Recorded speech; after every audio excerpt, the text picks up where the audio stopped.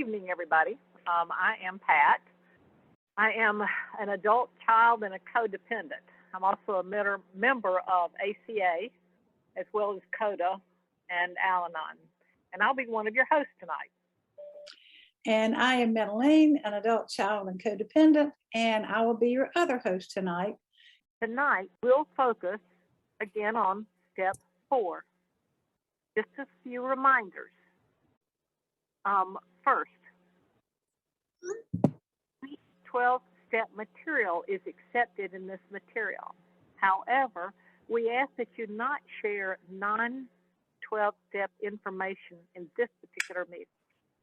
And 2, just as a reminder, everybody mute your mic until you are ready to speak. So let's get started. Madeline, I'll turn it over to you. Okie doke. Now, everybody, you've got a copy of the 4-step chart, and if you'll pull it up, and because we're going to work with it a little bit more tonight. And last time, one thing we asked you to do is to draw a great big line between columns 1, 2, and 3 to separate it from 4, 5, and 6. So tonight, as Pat said, we're going to do 4, 5, and 6, because these are the steps that really uncovered the craziness that I had been brought up to think was a truth, a way of having a life. And I found out by doing this step that that's not true at all. There is a much, much better way to do life. I can say it that way. So I want to take column 3 and I'm going to go through each part of column 3. Be sure you have a pencil handy, because I want you to take some notes as I describe them first. And then I'm going to give you a couple of examples from my life of how I did this 4th step and this big piece of it. I call this column the pivotal column. And I think I told you last week that when I did my 12 steps the first time, doing this 4th step the first time, I didn't catch this 4th column. I did not understand it at all. So hopefully I can explain it tonight in a way that you'll get it first time through, and you'll be better at it than I was. First, let me go through them all. There are 4 parts to the 4th step column. Sorry about all of this, but the first part is being selfish or self-centered. And what that really means with whatever the issue is, whatever your resentment is, whatever your fear is, or whatever your conduct is that you have put on this 4-step chart, we're asking you, are you selfish? Now remember, the 4-step column is about you. It's not about the other person. It's not about the wrongs they have done to you or to us. This is only on your side of the fence. It's only your wrongs, not their wrongs. So the selfish part is, I am selfish because, and write this out, he didn't do it my way, or she didn't do it my way, or they didn't do it my way. It didn't do it my way. Now we're talking about a person, a place, a thing, a situation. It doesn't matter, but whatever you've listed on your chart that irritated you, that created the resentment in you, the selfish part is they didn't do it your way. Your way meaning the way you thought they, he, she, it should have done it, should have treated you a certain way. This piece, as I call the pivotal one, is because I think the rest of the world should do the world my way. I think I know what's best for them and how they treat me and all that kind of stuff. And somebody called it, this piece of it is, many of us like to play God. It's like we have decided the world should behave, should act, should think, should feel in a certain way, and it's how we think they should do it. It's not necessarily how they think they should do it. but it's how we think. We're taking our inventory here, not somebody else's. Some of y'all may have abusers on your list because people really have abused you physically, emotionally, maybe sexually, and really have put you into the victim role. I understand that. And what they might have done, society does not like. Agreed. But we're not talking about their wrongs tonight. We're talking about yours. So the first column is they didn't do it your way. And if that's true, you check selfish.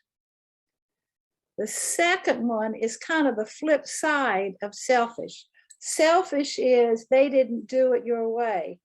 The other part of it is being inconsiderate, is you're not being considerate of the fact that they probably don't know how to do it any other way or better, or the way you think they should do it.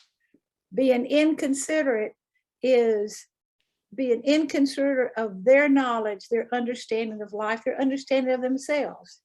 You're being inconsiderate if you think they should do it, whatever it is, differently. So you're selfish because they haven't done it the way you think they should. You're inconsiderate if you haven't realized that they might not even know how. You've got to consider where they're coming from, what their background is. Selfish and inconsiderate, two pieces of the fourth column. The third piece of the fourth column is fear or being frightened. And there's two levels to this one, I think. One level is that person that you may have listed on the chart could possibly abuse you again, physically hurt you again, emotionally withdraw from you again, could harm you in a certain way. And that's true. And that is one level of fear. But there's a deeper level of fear that I think is even worse. And that is fear that they may never, ever change again. They never change in the future. They're not going to change. They're always going to be that way. So fear that they may harm you, that's kind of like a daily, everyday type of fear. And that's true. And that's a big fear. The other one is fear that they'll never change, which might be even worse, that they're never going to change. Selfish, inconsiderate, frightened. The fourth column is deluded or dishonest. And what that one means is you didn't see your side of the situation. You didn't see how you might have been selfish, inconsiderate, and frightened. And remember, when we're in fear, all of our behaviors and thought patterns are just screwy. Fear really changes our, fear is not logical. We can't think when we're in fear.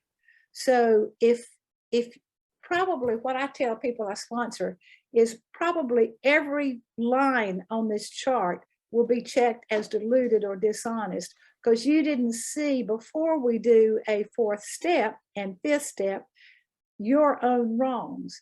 You're deluded because you didn't see your side of the story, your side of the street. Now, let me give you a couple of examples here.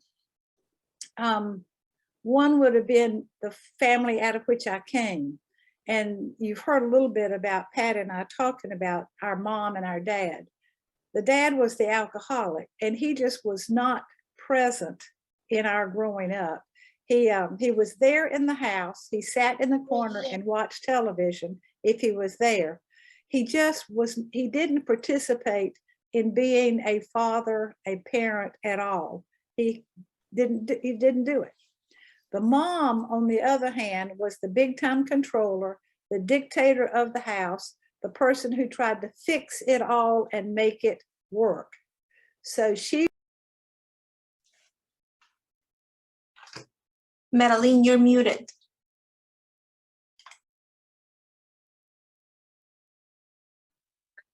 Push a different button. Okay, now can you hear me? Okay, don't know how that happened. my mom was the biggest problem because she was such a controller and such a dictator in the family. So my resentment page was filled up with her. She was a big one because she was not the loving kind of mom that I wish she had been. She was not emotionally available. She was too busy running her separate life outside the home and then running, literally controlling all of us in the home. She was just not, she wasn't there for me. And I had to be the kind of person she wanted me to be if I wanted to be fed, if I wanted the money I needed for the school activity, whatever that was, if I needed clothes for school, you know, I had to abide by her bidding or I would not be, I wouldn't be taken care of at all. And that was hard for me growing up. So she was on my resentment page.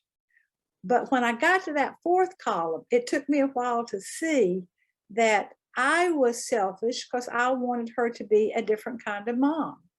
I wanted her to be loving and caring for me and to be available to me. I mean, just to give hugs, just to cry with me or to sit with me when something was going crazy in my life. She never did any of that kind of thing. So You're muted again, Madeline. I know somebody keeps muting me, so would y'all quit? It said in here that I got muted by somebody, so I don't know who muted me. But anyway, mom was my problem, but I was selfish and I was also inconsiderate with her there too. She had no clue of how to be a good, healthy, supportive, caring mother. She didn't know. I don't think she'd ever read a single book on parenting. There were no movies or televisions or documentaries on parenting back then. There were no classes taught locally on parenting, nothing in her church on parenting. She knew nothing about how to parent. So, you know, she didn't know. And she could not be a parent to me if she didn't know how. So I was selfish and I was inconsiderate. I was also frightened because she scared me because I knew if I didn't jump to her bidding, then I might not get fed. And I also found out that if I didn't do what she wanted me to do, she would ostracize me. Do y'all know what being ostracized was all about? Okay. She would not talk to me for days on end. She would pass me in the hall in the house and stick her head and nose in the air and not even speak to me. And as a child, that just crushed me totally. So, you know, I was afraid of her. But I also had to check that fourth column because I was deluded because I didn't realize my part in my pain, my part in my resentment, my part that she didn't know how to do this, my part that I wanted her to be different. And no one told me I had the powers to change her. You know, God didn't call me and say, Madeline, I think what you need to do is remake your mom. So let's start tomorrow making her a different person. You know, I never got that call, of course. So I had no powers to change my mom. On top of that, I was a little girl and she was an adult. So I also had no powers to do it that way. So my mom was on my resentment list. My husband, former husband, was on my resentment list because he wasn't the kind of father I wanted him to be. Remember, I said I wanted him to be. He wasn't the kind of husband I needed and wanted him to be. So, you know, he was on there, and all of those columns I had to check with him in mind as well, because he didn't do it my way, you know, and I was inconsiderate because I didn't realize he also had no clue how to be a father or how to be a husband. His mom was in a mental hospital 3 times, I think they sent her there. His dad worked about 16 hours a day, had his own business. He was never there to take care of my husband when he was a little boy. He had no one to take care of him. The neighborhood took care of him, I heard later. So of course he didn't know. He had no idea how to do this. And I was expecting him to be a outstanding husband and father and all that kind of stuff. He had no clue how to do that. So once I let him go, and once I did a 4-step on it, it really helped me relax and quit having that resentment toward him or feeling bad about him. Now that what I just gone through is the same thing you do with all of your fears. So if you have a fear, even if it's a fear of abandonment, a fear of the dark, a fear that you'll never do the 12-step program perfectly, or the fear that you'll, whatever our fears can be, all those kind of fear, you'll be abandoned is a good one. All of that you can also check off, because you're expecting yourself to be able to be a different kind of person. And we weren't trained either. No one taught us how to live a better kind of life. So this whole system works with the fear page. It also works with the conduct page. Because if you have done things in your past that you have a hard time with, you can look at them. Have you expected yourself to behave differently growing up because no one taught you either? And what about being inconsiderate of yourself because you didn't know any better? You had no clue how to behave. You were also probably frightened because you don't know. We don't know what we don't know, and that's really scary. The unknown is very scary. So those same columns can work for the conduct page, as well as the fear page, as well as the resentment page. But this is the real pivotal time for me, is to see my part in the situations, not theirs, but my part. Okay, I think that got us started, at least I hope, and I hope I wasn't muted too much. I'm gonna turn it back over to Pat to do columns 5 and 6. Right, I'll get myself unmuted. And I think you got it all in there, Medeline. I'm like Medeline, those columns, that column 4, I really had a hard time at the beginning seeing, when somebody had been so selfish and inconsiderate, why I was being that way. But I never realized it was how I was looking at the problem. And my part. In other words, all of this drives my anger, the selfishness, the inconsideration, the frightened, the deluded thinking. And for me, the deluded thinking was, because I thought Mother knew better and she was just holding back. I mean, some of the crazy thoughts that were behind the anger, once I saw it, it really helped an awful lot. After I finally got through column 4, all sections of it, then my sponsor asked me, Pat, what's the payoff for holding on to this resentment? Now, 30 years ago when I went through this the very first time, I didn't get the hint that y'all got on this sheet. And I struggled with that idea. I knew I didn't want to hold on to the resentment, but I didn't know what the payoff was. And it took a couple of weeks for me to get back to my sponsor, for my sponsor really to say, Pat, the payoff is, and you can see in column 5, under some possibilities, not having to take responsibility for my own serenity. If I can keep blaming it on her, if I can keep blaming it on them, then I'm not taking responsibility for who I am and what I want to be. And I love the second one. Not having to admit that the way I look at the situation was flawed.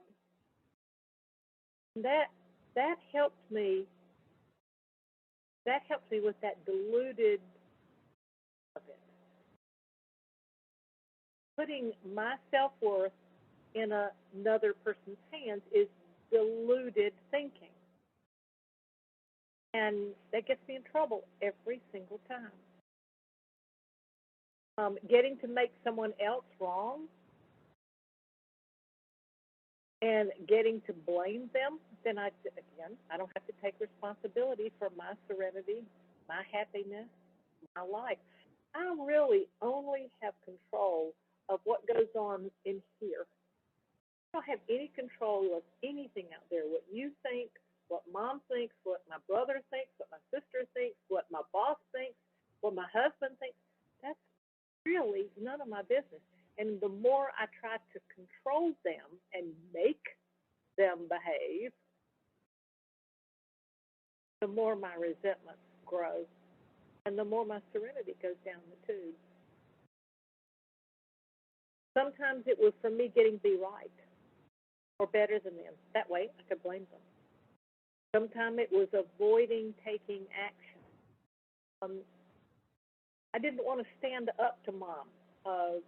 I was talking with a sponsee recently that, having to say what I want to do and not, if mom says you're going to do it this way, by golly, I have to do that. And I can come back at that without anger if I am not holding on to that resentment, if I'm not holding on to the anger. Getting to play the victim. Boy, that was me. I can remember going to one meeting, and we were going to talk about victimhood, and I thought, I am not a victim. Oh, boy, I left that meeting realizing, yes, I was. Anytime I'm blaming somebody else for my unhappiness, not taking responsibility for my serenity, I am the victim role. That's a payoff. Then I don't have to do any of the work. Being able to hold on to the illusion of dominating or controlling. If I throw enough anger at it, her, him, maybe they'll, he, she will behave. And there are others. These are just a few of them. But when I started seeing that payoff, boy, that was pivotal for me. And then when my sponsor asked me, well, Pat, what's the cost if you keep holding on to this resentment? Or if you keep holding on to the fear, what does it cost you in your life? Oh, wow.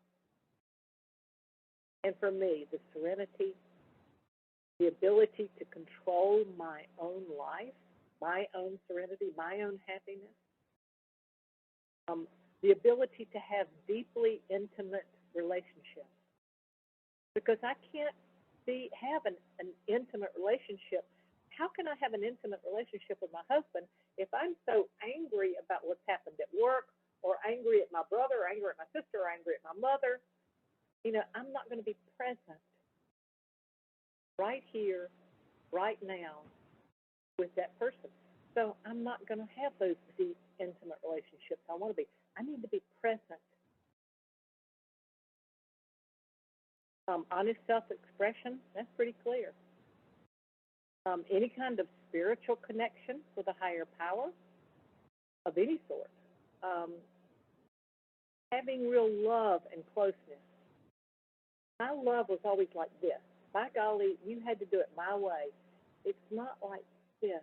It wasn't an open love to let the person be who they chose to be. Now, that doesn't mean I go play with snakes. And to me, a snake is that person who will hurt you. I can accept that God put snakes in this world. I can accept that there are rhinoceroses. I can accept that there are tigers, and there are lions and tigers and bears. Accept that they're there. My job is to not go play with them. My job is to take care of me. And boy, empowerment, self-worth, self-esteem, freedom. Wow. That really hit me. If I hang on to this resentment, if I hang on to the fear, then I'm not going to have what I really want. Okay. All right, Madeline, I'll turn it back over to you, and we'll do a question and answer and see if anybody has any thoughts. Okie doke. I think this will be kind of interesting too. We want to open it up because this was huge for me. Didn't I tell you that it took me 2 times to do the 4th step because this column here, these columns here, threw me off because I kept thinking, I'm not the problem. He is the problem. She is the problem. You know, I could not see it at first. It took the second time around for me to see it. So we wanted to have a little bit of Q&A here. Plus, there are some of y'all that have done your fourth step this way, and I'm hoping you will be willing to share with the rest of the group. Was this hard for you to see as well? Or am I the only one that didn't, or maybe Pat and I both, the only ones that didn't get it? You know, maybe I was so focused on him or her or them for not doing life my way. It was hard for me to turn it around and look at myself. So not only am I opening it up for questions, but I would love for some of those that have done their step this way to respond and to tell the group, what did it do to you? Did it change your world, the way you look at life, the way it did for me? And before I turn it over to y'all that are raising your hands already, I want to say I'm not carrying a resentment who muted me, twice during the talk a minute ago. I promise I'm not. It's a-okay. That's life, right? They're not doing it my way kind of thing. It's okay. Also, I kept getting a whole bunch of text messages. Some of y'all want to see the chart. Vernell, are you going to put it up on the screen share for them to see it? It's already there. It's already there. There it is. Okay. Oh, this is what we're talking about. And this is what you should have gotten by email. If not, Ava, is it okay if they contact you or you can, do y'all know how to download it from the chat box? What do you, she's already put it in the chat box. So all they've got to do is click on that little blue circle that has a downward arrow, and they can download it to their computer. If not, contact Ava through our email, right? That's right. It should have gone out, but if it didn't for some reason, then you have two ways to get it. Either email the address that you've been using all along, or as Pat just said, download it right from the chat box. But if you send an email, I'll definitely see it after the meeting and I'll get it to you right away. I think some of y'all that are on cell phones do not have the capacity to save something from the chat. So know that you can always email us. Emily, do you want to share? You ready? I sure will. Hi, I'm Emily. My connection is unstable. Okay, hopefully you guys can hear me okay. I'm Emily. I'm a adult child and codependent and recording. And don't worry about if you accidentally muted them, we'll fix it in post. No biggie, no biggie. I have been wanting to share on this one. I've been waiting for step 4 so I can share. I did it this way, and I do want to report on this, okay? So it was hard for me. I got to step 4 with my sponsor who is present tonight, and I had a mini temper tantrum on the inside. I had a mini, I don't know if she probably was aware, I'm sure. I had this mini internal emotional temper tantrum. The biggest thing for me was like what they were saying. How could a kid who went through all this stuff, my childhood, somebody, I can't defend myself, there's no way I possibly could stand up for myself or anything, be responsible, right? How could I possibly be responsible for something like this? How could I have any part in any way contributed to, how did I contribute to what my parents did to me? There's no way I didn't contribute to them. I'm a 4, 5, 18-year-old kid. I didn't contribute. So what I discovered after I did the step, yes, right? Yes, society was like, no, that's not okay. Society would have said, that's not okay. I wish I had people around in my life who had said, that's not okay. Just so you know, I know you have to live with these people, but just so you know, that's not how it works. I didn't have anybody in my life because everybody else in my life was the same way. So I didn't have anybody to say, that's not how it works. so they had their own, they had their own problems. They had their delusional thinking, that they could get away with that. They had their inconsiderate, that they didn't know, or they had their selfishness, that they weren't going to change regardless of how this might have hurt a kid or a young adult or, grandkids or something like that. They had no idea of any of that.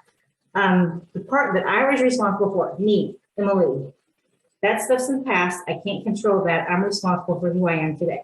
Okay, that's basically what this boils down to. You can't control who hurt you, who you were a victim of in the past. You can't change that. You can change who you are today, starting now. And you can change your responses to those people. That was the big thing for me. I can change how I respond. I can change my reaction. I can change my reaction to it then. I can go back in the past and I can change my reaction to that by cleaning up my resentments. And I can change my reaction to it now by saying, okay, I know hurt people, and that's how it was done. And I'm done. I cleaned that up. So I can change my perspective now. I can change my perspective back then. And I can change my perspective going forward. And that's going to help this generational dysfunction. Okay, so I'm changing the perspective for my future. I'm changing the perspective for my kids and their future and my future too. Okay, so, but I want to mention that was really hard for me. I'm not responsible for that. I'm responsible for my resentments. I did talk to the gentleman in the 12-step Monday night program. He's like, if you can't address these people, if you can't address that you had a part in this, then you're not ready to finish your 12 steps. If you can't address the fact that you had some kind of contribution, then you're not completing your 12 steps. So that's another thing that I struggled with. I'm doing it wrong because I can address the 12 steps as a kid, but not as a young adult when I stopped talking to my family. Again, that's going back to resentments. And keep in mind too, I also want to say, and then I'll wrap this up really quick. Remember, down the road in the next few steps, we make amends to people unless it hurts us. So unless it hurts somebody else to make amends, we don't make amends. Okay, so this is just the feelings. This is just who hurt us, how we felt about it, and all that kind of thing. This doesn't necessarily mean you have to go make amends to them. Okay, so I wanted to stress that because that's kind of, I was skipping ahead and I was getting scared because oh gosh, I came up with this amends from my mom and my fourth grade teacher. And that means I'm going to have to go talk to them. And that means I'm going to have to go make amends to them. That's the last thing I wanted to do. Okay. The part that I had to make amends with on that part was me. I had to clean up, and that was about the resentments again. Okay. I had to clean up the part that was about my resentments. I had to make amends with my resentments. Okay. So I just wanted to make sure I just want to make sure from having done this perspective that everybody kind of gets that. And thank you for letting me speak. I hope I didn't go on too long, but I do hope that did clear some stuff up from somebody. I'm a newbie. I'm a year. Okay, I'm literally right at a year this month today probably. So I just wanted to say, as a newbie, I understand, and it's going to be okay. And it did work out for me. So thank you for letting me speak. Thank you, Emily. And that is a very important point, and I may come back to it in just a few minutes too, but that's true, and that comes up all the time. But first, Ava. Hi, everyone. I'm Ava, and I'm an adult child of an alcoholic. I'm up here in Ontario, Canada. Two things. I might have been the one that muted you, Madeline, but I don't think I did. I let two people in the wait, that were waiting. And I didn't go near your little square, but each time I let those two people in, you got muted. So I don't know if there was a backfiring there or not. Anyway, it might have been me. I'm glad you're not resentful. Anyway, about the step, I did it this way too, through the chart, step 4. And I'm also relatively new. It's been about a year. I kind of got it. And when I got it, it was like a linchpin that just swept through everything, because the person I wanted to change with all my heart was my dad. With all my heart, every fiber of my being, I wanted him to change. Oh, so much. And I tried everything, acting out, I always tried to get through to him and reach him, and I never could. And I always wanted him to change. And once I got, and he represented every person, place, and thing for me. Everything else after him was pretty minor. It was him that I wanted to change. And once I saw that that was just me wanting him to change, even though it would have been better, one would think, if he had. I don't think there's much argument about that, but it was still just me wanting him to change. And in that sense, it was selfish and self-centered. It was me wanting him to change. And once I saw that, it was like a linchpin. I could see, I could see that stacked up against every other, thing, person, place, or thing that I wanted to change. And it just all tumbled. It was like, oh, and it just all went flip, flip, flip, flip, flip. And I just came through the other side with really humbled in a way, really humbled and clearer about things, and better for having gone through that change of perspective. It is really about changing perspective. So anyway, I thank my sponsor who's here tonight for her help with that. And with that, I'll pass. Well said, Ava. And that it changed my whole perspective as well. So I totally agree. Nancy?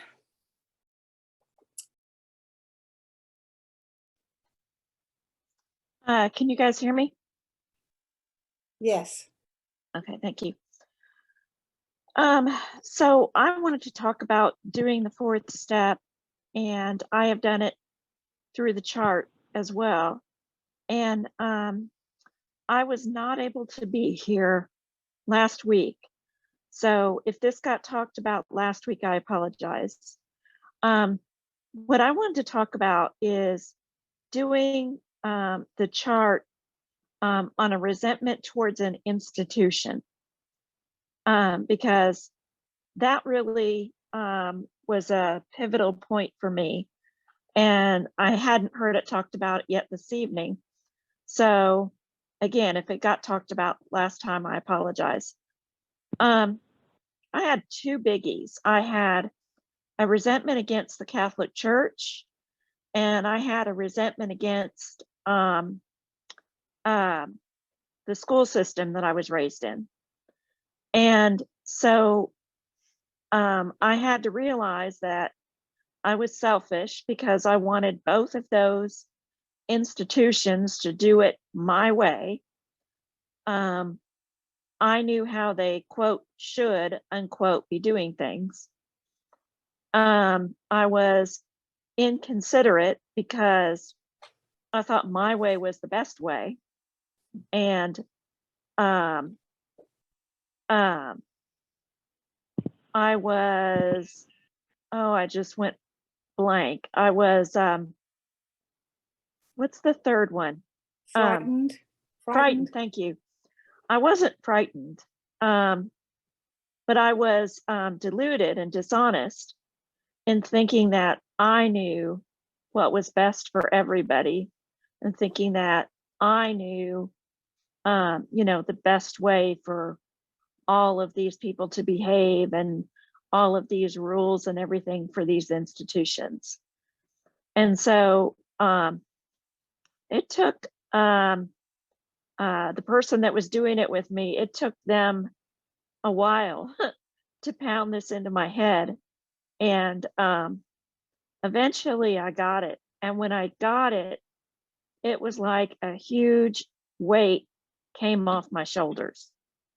I didn't have to carry around the burden of anger, and I didn't have to carry around the burden of righteousness that I thought that I had, I could let all of that go. And so, yeah, those institutions did some things along the way. They did some things to me. But the fact that I was still carrying around the anger, the resentment, the whatever, you name it, that was on me.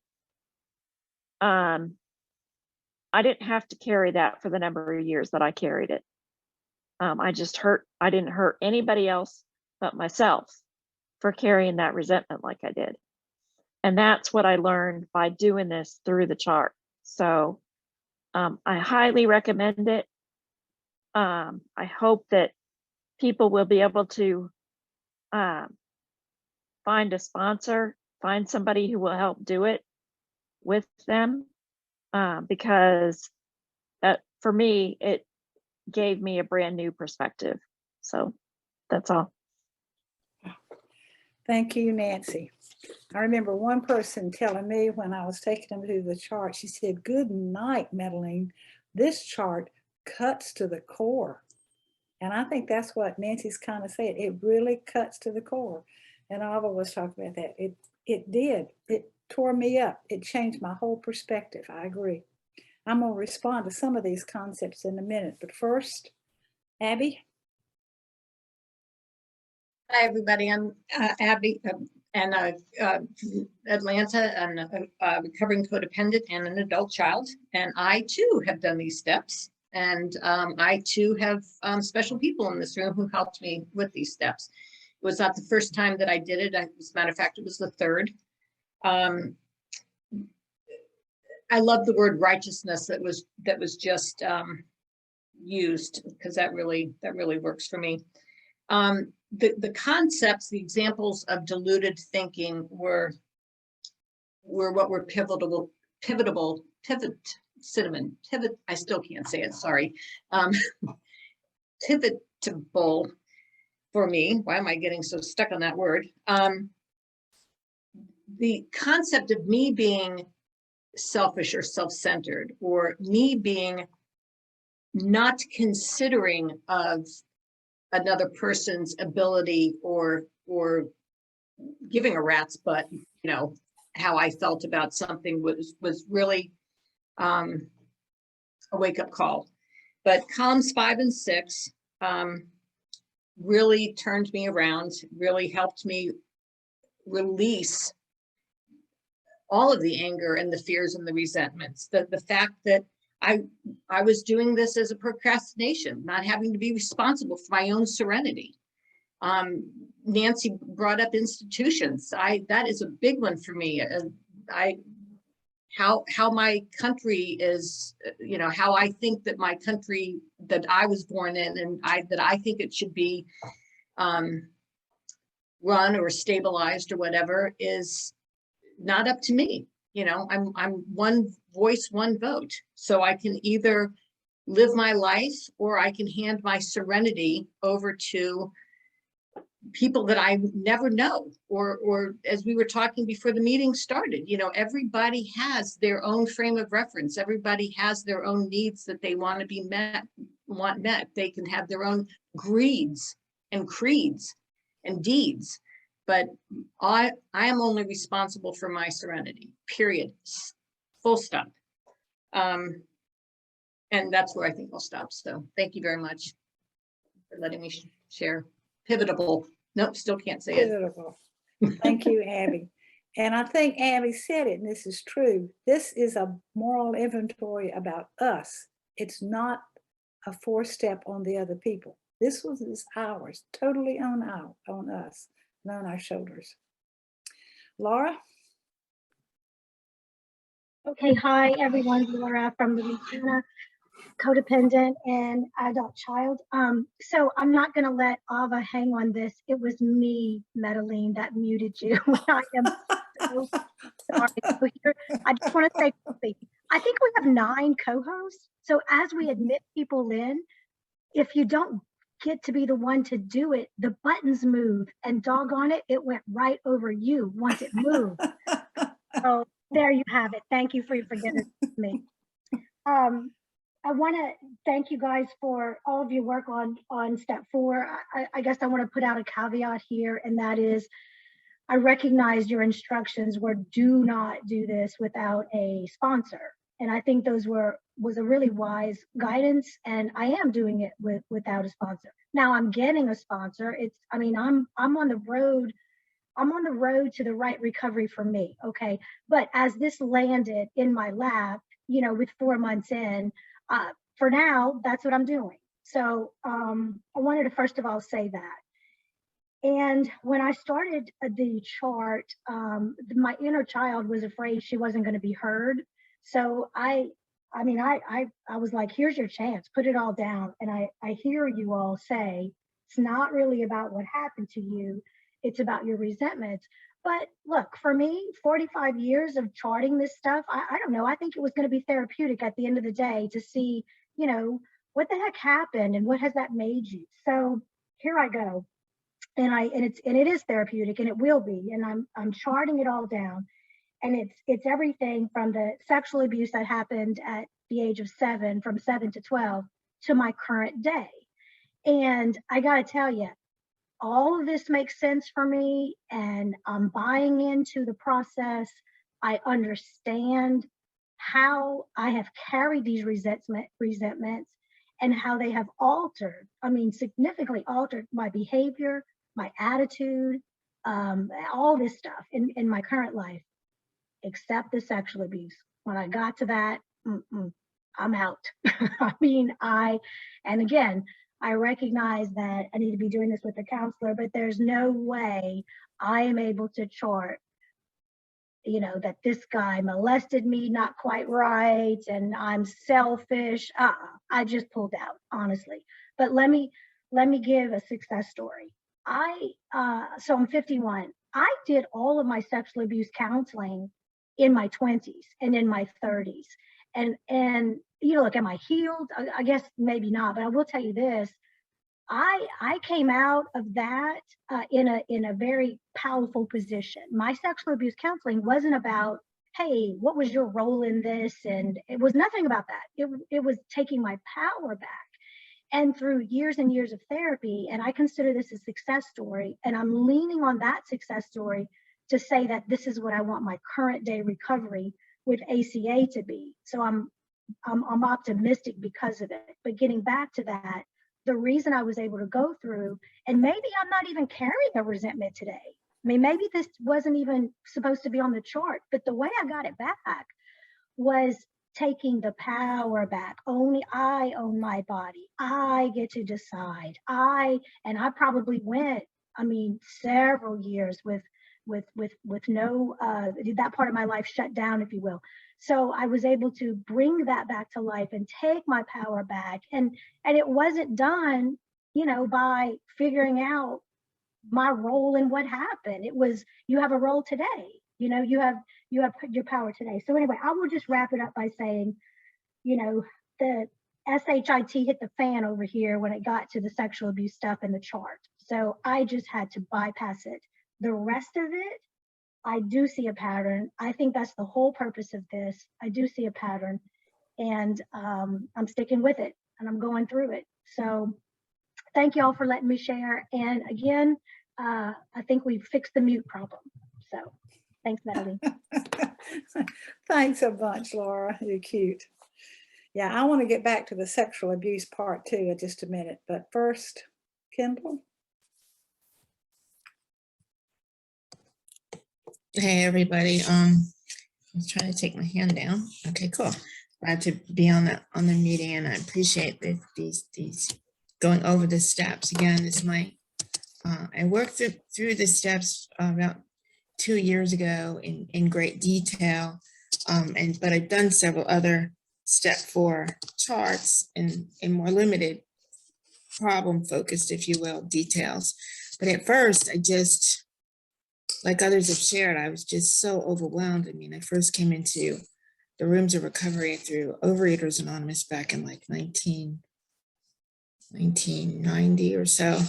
And then came into other rooms, 2 other fellowships in recovery about 15 years ago, and I'd worked steps 1, 2, and 3 times with 3 different sponsors, started step 4, but even told that sponsor, well, all right, then I'm not going to apologize to this person, thinking that steps 4 and 5 were steps 8 and 9. Steps 8 and 9 are about, step 8 is making a list. I put that one off too, but anyway, step 8 is making a list based on step 4, but step 9 is where I make amends. But again, as was already stated, not amends to someone who has harmed me. But I had blurred all of those lines, even though I was hearing the 12 steps at every recovery, hundreds, if not thousands of recovery meetings I'd been to. I still was equating steps 4 and 5 with steps 8 and 9. But in finally doing it with a sponsor with years of strong recovery, and she having a sponsor with years of strong recovery, and using this chart as it is and has been embellished upon successfully, that really helped me to see these patterns. Through my tears and my fear and my rage, I did start to see the patterns, and I had pages and pages and pages that I was of resentments and fears. And again, I think I know I've shared. Now my sponsor said someone else had a few pages more. I said, well, I'm sure I could write more. She was like, well, that's not really the point. There was someone, there's 8 billion, almost 8 billion people in the world. Was so focused really on 5 or 6, in particular one. And that person, I didn't even want to call them by name. So for me to get through, I had an acronym for her and asked my sponsor if I could use that acronym. She said, well, sure, if that helps you. I said, really? I can call her that? She goes, well, yeah, because she was trying to get me to just put pen to paper. And if that's what it took for me to finally get down the line, that's what it took. So in case someone else has someone that they're this angry with, my reference to that person, and I don't refer to her I haven't said this term in well over a year, if not more than that. I still talk about her a whole bunch, and I talk about her less now because of having done this step work. It doesn't faze me at all like it used to. But it was SEBM, the super evil bitch monster.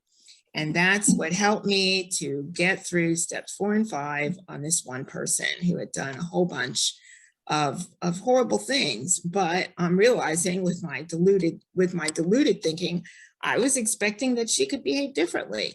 And it was in force. I was expecting a snake to become a bunny rabbit. I was expecting the Wicked Witch of the Wizard of Oz to melt with a pail of water. None of those things were going to happen, but my thinking did shift, and my acceptance is much greater, and my hope is much greater. And my peacefulness and serenity are much better. Thanks for letting me share. Thank you, Kendall. This step, I think, works. It's great. Emily, you want to share some more? I just wanted to share one quick more thing. I don't know if we've gotten to inner child work yet, and I don't know if we'll get to it in this video series. But I wanted to say what fellow travelers were saying earlier. Yes, the lines totally blur a lot. And I tried to remember while I was doing it, this is not me as a kid forgiving. And I'm not sure if this is going to make sense the way I say it when I hear myself say it now versus when the speaker was speaking. But this is not doing it as a kid. This is not me doing it as the kid me. This is not doing it as small inner child Emily saying I was wrong. I was selfish. I was inconsiderate as a kid.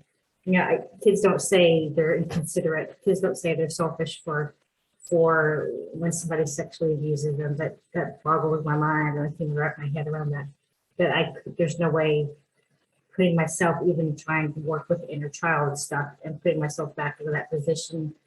I can't say this is me saying that these are my resentments. This is where I was selfish as a kid. But I can say now as an adult child, that yeah, I get these are my patterns. This is where I developed these survival mechanisms. And today I can say with certainty that looking back now, what I've created from that event, from those events that I've created, that resentment that I've created, that's where the pattern is. Not back then, because I was my inner child, but today, that's where the resentment is, and that's where I can change it. And I hope that makes sense. Thanks for letting me share it. Okay. Thank you, Emily. Hortensia? Hi, everybody. Good evening. Thank you, everyone, for your shares. And thank you, Pat and Madeline, for preparing this amazing part of the 12-step study. I did for the first time my 4th step with the ACA yellow workbook. And it was a lot of pages and pages. And I didn't know about the pain I had. I was a person who, in the outside, seemed like a super happy person, although in this inside, I was hurting a lot. And so doing this 4th step with the yellow workbook was a good start into admitting what had happened and putting a name to what had happened. But it didn't bring me to the solution. So it was a good first start, and but it didn't bring me to that. And so I was fortunate that in one of the ACA conventions here in California, I got to meet my sponsor, and I saw the sobriety in both of them, and I was like, I want some of that. And so at a point that was really hurting, I grabbed the phone, I called, and they introduced me, and she introduced me to this chart. And I was very diligent. Like, I was not procrastinating on doing it, but it was difficult to understand these concepts, to actually like changing the perspective, like changing the point of view from, I was always seeing it from the other side of things, from they did it to me, I'm entitled to this anger, they're putting me in this situation. And so to change the side of my serenity is my responsibility. The care of my thoughts is my responsibility. The care of my emotional well-being is my responsibility. The care of my body, of my happiness, is my responsibility at this age in my life. Maybe when I was 10, yes, but at 46, it's my responsibility.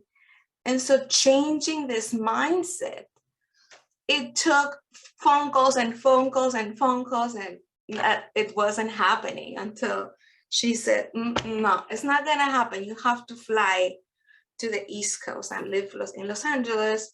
So I had to catch the plane to go to Raleigh and work it. And I was very, very blessed to have someone next to me guiding me until I fully understood it. And once we finished it and we went through all the resentments, all the fears, through all the columns, it took us like probably 8 hours. I don't know. It was a full day of going through it and really understanding it. And at the end, I really understood the meaning of this verse from the Bible that I can't even remember which book, but it says, where 2 or 3 gather in my name, I am there.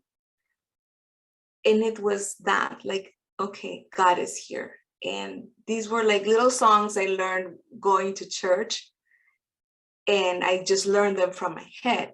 But this time I was really feeling it from my heart and living this truth, that that's why this is meant to be done, not alone, but with 2 or more. And so I've really felt the presence of God by doing something together by the hand of someone. And it filled me with humility and love and gratitude. So that was my experience doing this. And I'm very grateful for having had this experience. Thank you for sharing that, Hortensia. Before I call on Jen to share, I want to share something that someone said to me about this step. And I love this little phrase. It also addresses what Emily has talked about, is how could a child understand this when they're being abused? And that's true. This lady said it this way to me, and that is that she wanted to get rid of carrying the resentment of what happened to her in childhood for years and years and years. And that's why we couldn't have changed it when we were children if we were abused then, but we can change it today because we're an adult. We don't have to carry resentment today.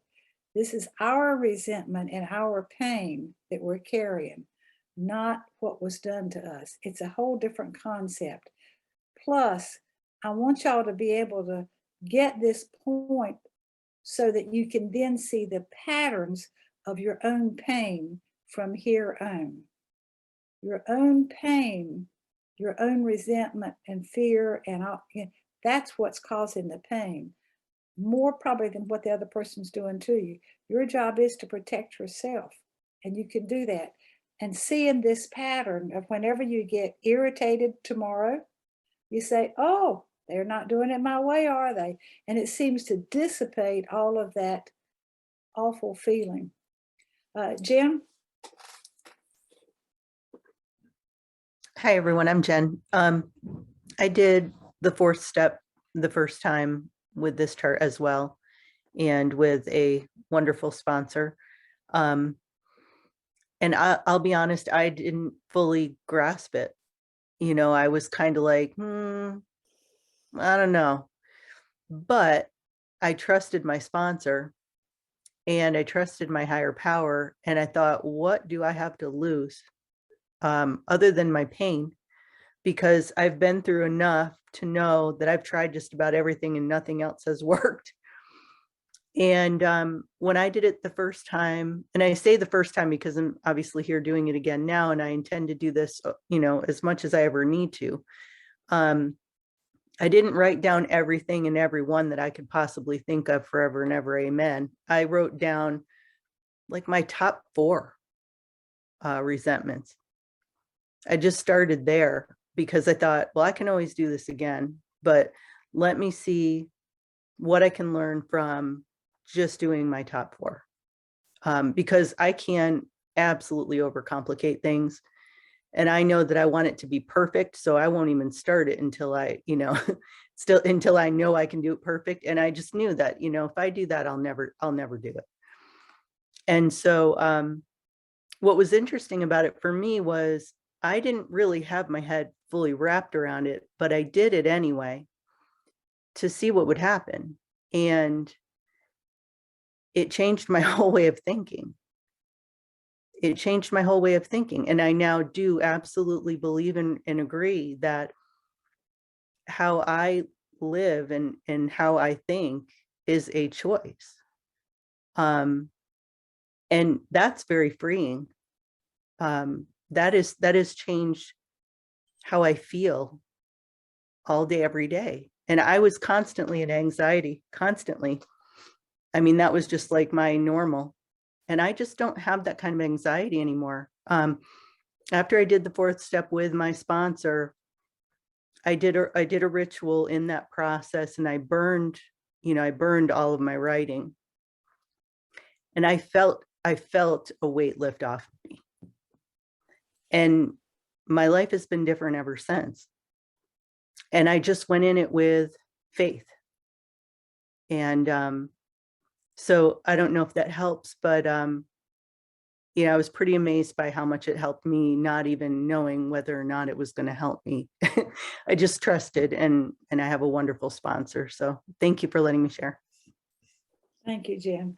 Isn't there one of a phrase in recovery about do the work and trust the process, or something like that? And Jen, that's a beautiful example of that. Very well said. Thank you. Ellen?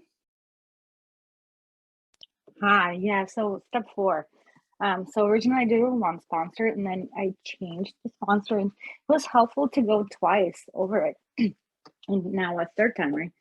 And it's just a really interesting thing that I got to see, I think, a second time how unselfish and inconsiderate, because I was like, I'm like a giving person. I'm helpful. I'm so nice. Like, how am I selfish and inconsiderate?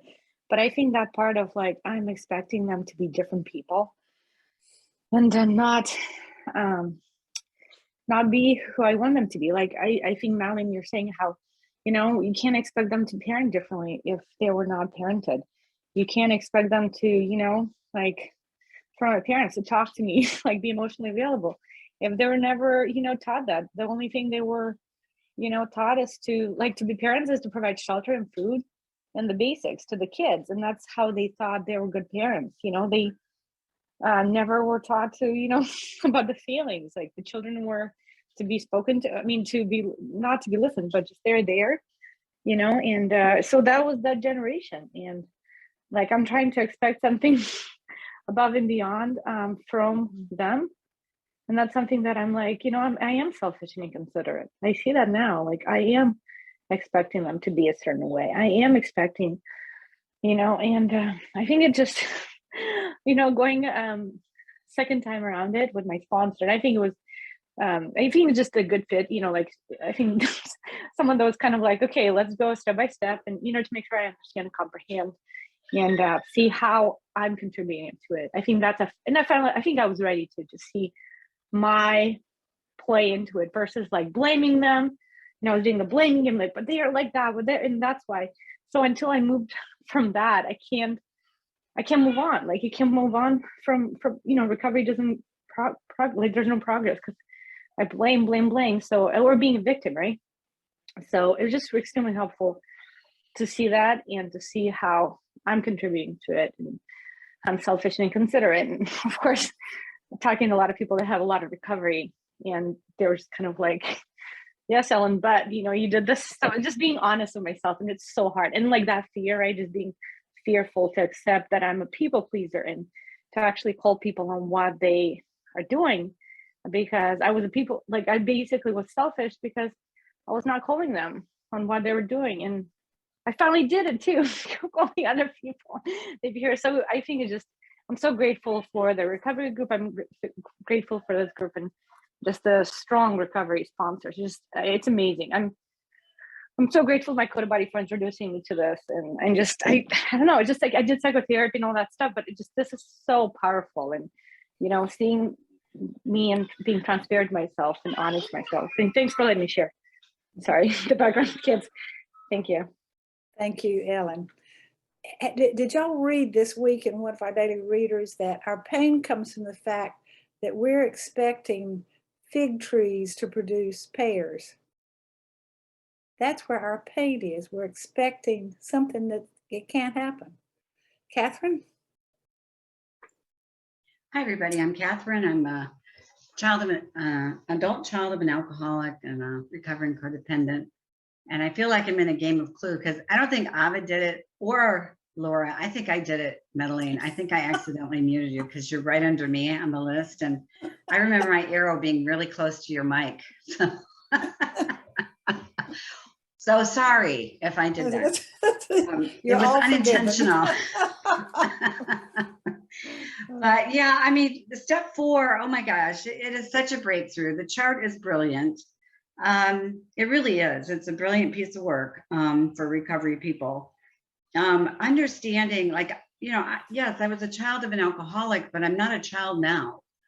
And I can handle things that I couldn't handle when I was 5 or 6 or 7. Hideous abuse, yeah, absolutely. Wrong thinking from adults, yes. Errors made, absolutely. Did I suffer? Yes.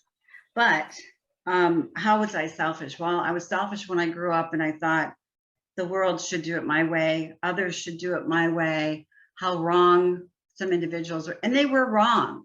I mean, I have to say, and the first day of 7th grade, the Monsignor telling my class we were all going to hell and there was nothing we could do. That was wrong. Okay. That was criminal, but it happened. So the barbs and the harms and all the things that we went through growing up, I mean, we wouldn't be in this room. We'd be out having a great time, right? If we weren't suffering from something.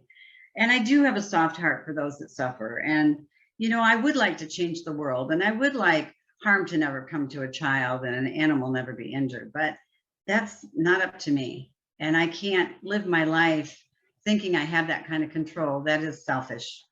To think that I have that kind of power is delusional. But inconsiderate, expecting others to be different, yes. Expecting my mother to be wise, yes. That was inconsiderate on my part. I had to forgive her because I didn't want to carry that burden. It was a release for me to forgive her and love her, even if I wasn't loved as a child. She was not capable. To think otherwise would be inconsiderate. It'll never happen. It's delusional. Okay, so the crossover between inconsiderate and delusional, selfish and delusional, dishonest, you know, not really coming to terms with reality was dishonest. If I stayed in denial, I was going to remain dishonest with myself. So coming clean, you know, getting the real scoop, writing about 80 pages of resentments really led me to believe that, you know, I was wrong. You know, I was wrong in my life and I had to change to be happy. So, you know, yes, it's a brilliant piece of work. I was amazed at how much fear I had, and it was in total denial. I did not understand the fear until I really wrote it all out and worked it all through. And, you know, it does take a while. It takes a lot of effort. It's worth the effort though. I guess that's really all I have to say. Coming out of denial to complete this step was necessary for me. A lot of writing, a lot of realizing, a lot of tears, a lot of anger, but in the end, understanding that it is up to me, that I have the power to do this and nobody has the power to do it for me. Thanks for letting me share. Well said. Absolutely. Thank you, Catherine. Jane?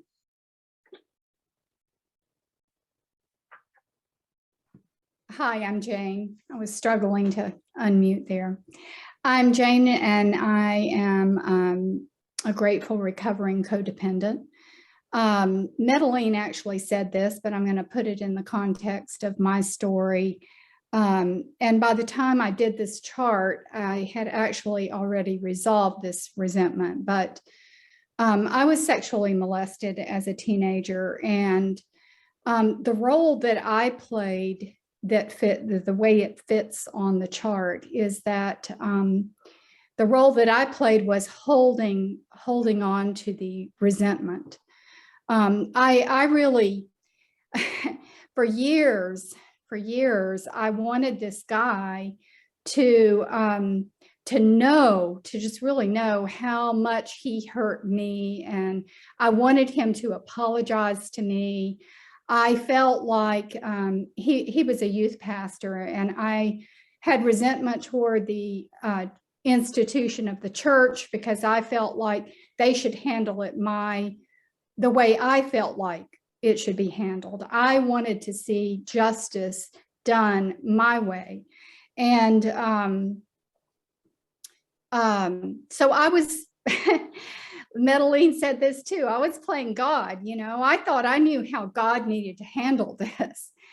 Now, my thinking was not being considerate of myself in one way, in that I wasn't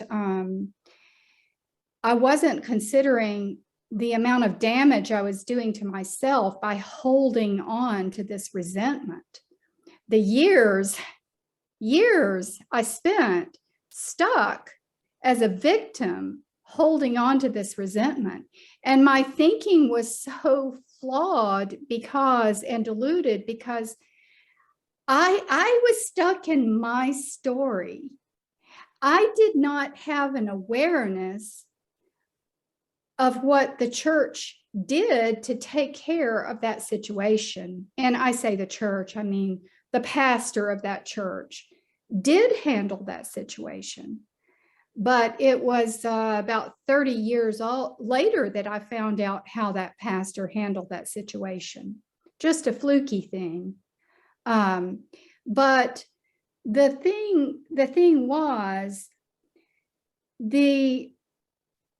I was hurting myself. I wasn't hurting him. I wasn't solving any problem. I wasn't doing anything except hurting myself by holding the resentment. And what does holding on to the resentment cost me? It cost me years of serenity. So I was so thankful with counseling to finally let go of that resentment. Thank you for letting me share. Thanks for sharing that, Jane. Bridget? Hi, everyone. I haven't been here in a while, and I kind of ran away like a little kid, because I did start to do the 4th step, and I did the chart, and I did, I gotta tell you, the hardest things to read for me, the hardest things to read are those words like selfish, inconsiderate, frightened. Frightened, not as much, but the selfish and inconsiderate, dishonest was so hard because they just felt like words that were said to me as a child, invalidating, and it made it really difficult for me. And then I just started seeing criticism and judgment everywhere. And I actually had reached out to a fellow traveler in this meeting and had a conversation. And I realized after the conversation, like, that it is fear that like prevents me, and overwhelm. Somebody mentioned that it's very easy to make this work more complicated than it has to be. And that's me. Everything made sense tonight. Everything makes sense. It makes so much sense, but it's so easy to forget it. And forget that I'm powerless over other people, and I'm powerless over, what is. I have no control over that. What I have control over is what I think, the thoughts that I choose to think, the direction of my thoughts, my conduct and my actions. But it's just very interesting to see how I interpret words, and how words really have such a powerful effect over me, because it literally, like, they're judgmental words in my opinion. And then I start hearing judgment everywhere, and it just really incapacitates me. And it puts me in a very childlike, I don't know if it's mindset, but just this, I don't want to say victim, but it's like a victim mentality, because all of a sudden I'm being called names. Anyway, I still have my fourth step chart that I got to go look at. And, but I mean, I've got one right here, but it's not the one that I did the work on. But I'm really glad that I came back. I started listening to the videos, and it's just hard. It's really, really hard, because I can't overcomplicate it. It becomes really it's just too much. It's just too much to write so much, because I could go on forever. There's a gazillion things that can irritate me. But I got a lot of benefit out of coming back here today and listening to what people had to say. There was so much wisdom and so many good reminders. And I just want to say thank you and claim my seat. Thank you, Bridget, and welcome back. I'm hoping we're going to close out. We've got 2 more hands showing up. Maybe these will be the last 2 before we go too far into the night. Hortensia, you want to add something? Yeah, I forgot to mention, and I'll keep it brief. Once I finished the 4th step, 5th, 6th, 7th, 8th, 9th, I came back to the same resentments again. And I had to do it over again with the same person, with the same issue. And I have to go back to it. And sometimes I was ashamed to call my sponsor because I felt like she was gonna say, I thought you had already done this, you know? Like, didn't you go through this already? Like, and I would stay stuck in the same place out of shame of thinking I had already graduated in this, and it doesn't work like in school. Sometimes you have to work it again and again. So I just wanted to say that sometimes it doesn't take only one pass, that you may have to do it again and again. Thank you. Thank you, Hortensia. True. Kate? Hey everyone, this is Kate, ACA, and thanks so much for this wonderful workshop on this. It's been so helpful. I just found myself having two questions. I wonder if I could just put out there quickly. The first one, I think it's been addressed by other people who've shared, so thank you for the shares. But when talking about column 4, I found myself having this reaction, I think that other people have talked about having, but that it just feels really hard to admit that me as a little kid, as a 5-year-old, was selfish for wanting a loving mother. But I think I'm hearing through the shares that I wasn't necessarily selfish as a 5-year-old. It's my selfishness as a 30-something woman who can't let go of my mother who was not loving. So I just want to check out to make sure I'm understanding that correctly before we wrap up. And then my second question was about fear. I was wondering if someone could speak about fear being a character defect, because to me, it just feels like this very natural response to living in such an unloving environment. So I just want to throw that there too. Thank you again so much. Thank you, Kate. Very good questions, because I'm going to try to pull it together in just a minute. And I think we've addressed this thing about the childhood, that we didn't have the powers to understand the abuse that we got as a child, and we couldn't change it as a child. And many times the people that have abused us were our caregivers, so we couldn't do anything about it. The problem here, and what we're talking about tonight, is if we carry that resentment, that anger, that fear into our adult world, this is where we can get rid of it, is today, not back then, is today. Plus the fact that we have norms in our culture about what is proper and improper behavior. And a lot of the people that y'all have talked about tonight did things to us that probably they would go to jail for. I'm sure social services would be after them for doing these kind of things to us. And that's true. And we're not doing the 4th step about them. That's their job. We're doing it about the resentment, the anger, even the fear that we've carried all these years about what they did to us. This is our side of the street only, not theirs. Pat, do you want to respond to any of that? I thought you might have. Okay, go for it. Let me get myself off mute and get my mic up here. I think Hortensia did a great job saying that, you know, once we do this step, it's not over.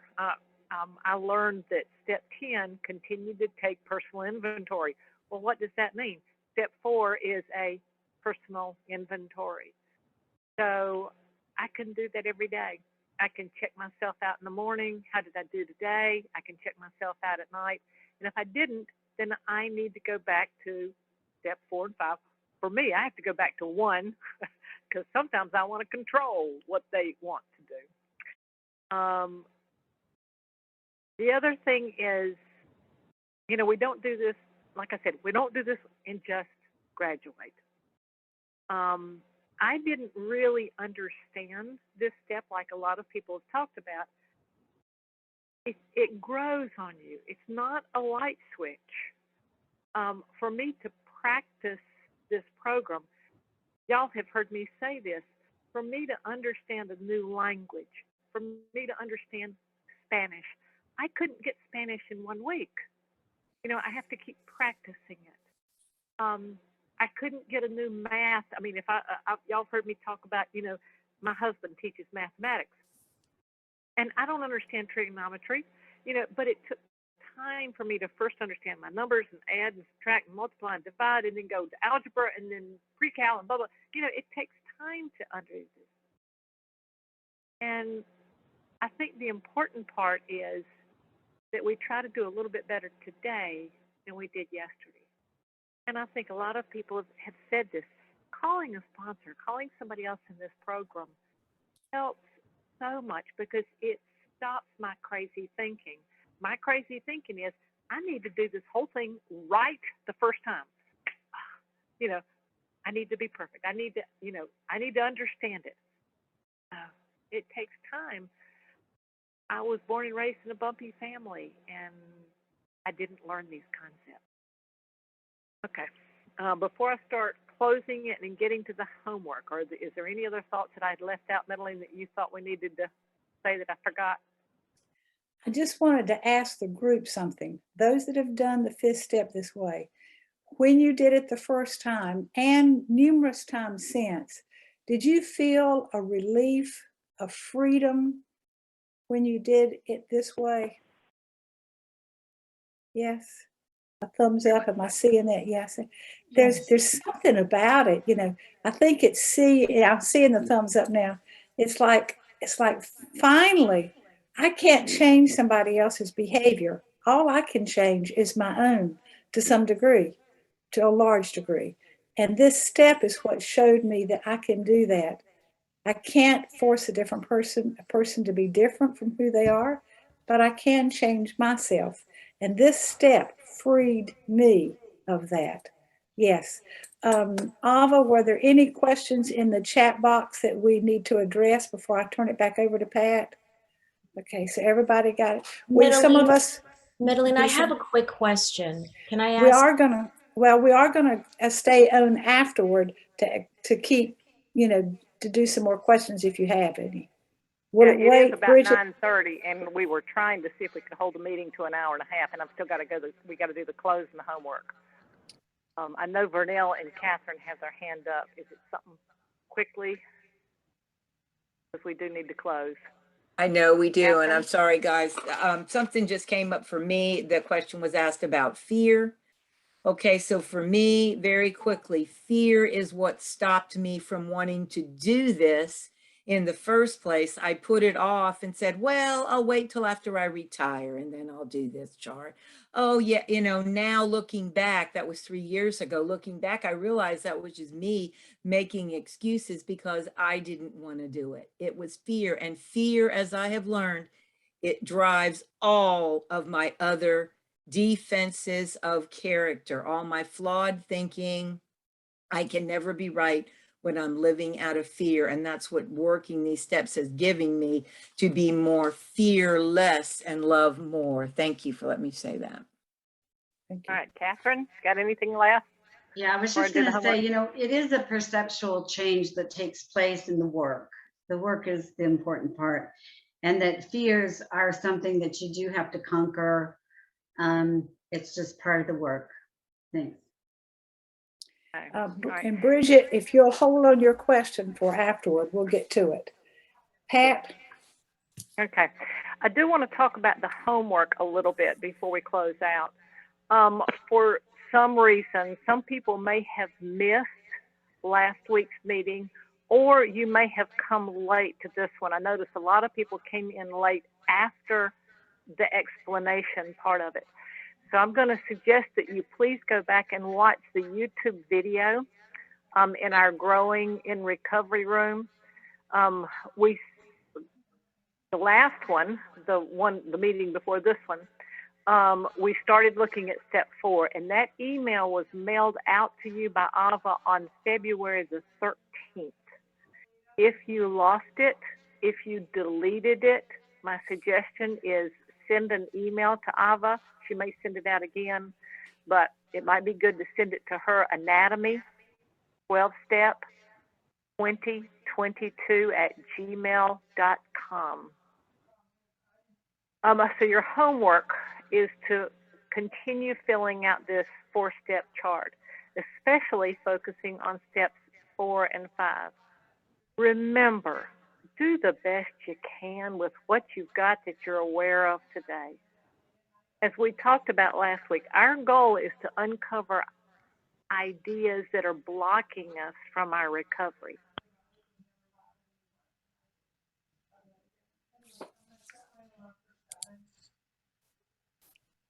Did Pat get muted? No, she's not muted, but we don't hear her.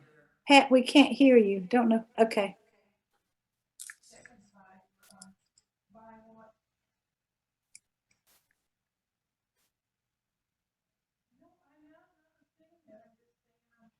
Now she's muted. Now you're muted. Okay, now I'm muted. My Yeah. phone went off. There, you're Sound good. okay? Yes. I may lose it. I'm gonna do this quick because usually if my computer, if I do it on the phone and the audio, blah, blah, blah, you don't need all this. Where was I? Remember, do your best you can with what you know today. As we talked about last week, our goal is just to uncover ideas that are blocking our recovery and to learn how to take a thorough 4-step. This step is something that we do with ourselves. It is not a public activity. So remember, just right now, focus on 4. It's not focusing on the fear of 5. After this meeting, you're going to receive from Ava a document. And I think this document will help you understand a little bit about what is said tonight. This document is titled Examples of Selfishness, Inconsideration, Frightened, and Dishonest and Deluded Thinking. This one helps me when I don't see, like some people had said tonight, when I don't see what selfishness is, how my behavior is selfish when he or she or they. So your homework is to read that entire document. It'll help as we look at our beliefs that drive our behaviors. It helps bring clarity so that we can make, not make the same mistakes over and over again. You will also receive a document that kind of sort of looks like this one. It's very similar to what the other one says. The title is still The Examples of Selfishness, Inconsideration, Frightened, and Dishonest and Deluded Thinking. This one is a worksheet. What we'd like for you to do is to write examples that you have seen of resentments or fears or questionable conduct, either from your past or between this week and next week. Now, this is your document. It's not that you're going to share everything in public. We just want you to write it down, and that we think will help. Did I get it all, Madeline? Mm-hmm. I think so. Now, remember, we're going to stay on a little bit longer, so we're good to go. But I want to close the meeting out now, so those of y'all that need to jump off can do so. And to simply say, it's now time to close the meeting. Remember that some of us will remain in the Zoom room after the closing to answer any further questions you may have. And I would like to close with some of my favorite slogans about this one. And probably the main one is this one, is in recovery, we learn to take out the trash. And all of that trash is our selfishness, how inconsiderate we have been, our fears, and how deluded we have been from our past. And I want to close then, and I'll share my screen with you, close with one of my favorite serenity prayer versions. And that is, today I seek the serenity to accept the people I cannot change, the courage to change the one I can, and the wisdom to know that one is me. Good night, everybody.